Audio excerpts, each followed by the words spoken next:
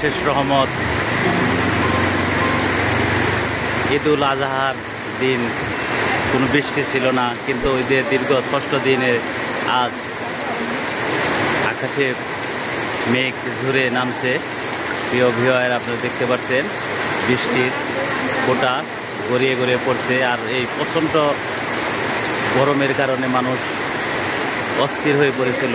সেই গরম থেকে মুক্তি দেওয়ার জন্য মহান রাব্বুল আলামিন এই বৃষ্টি দিয়েছে।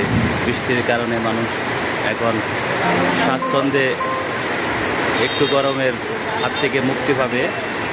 ঈদের দিন বৃষ্টি ছিল না, ঈদের কয়েকদিনই বৃষ্টি ছিল না, মানুষ সুন্দরভাবে বেড়াতে ঘুরতে পারেছে।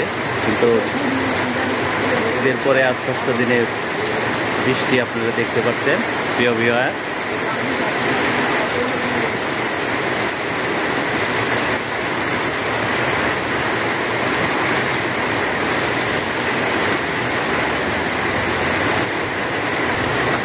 সিএনজিগুলো বৃষ্টিতে ভিজে ভিজে যাচ্ছে।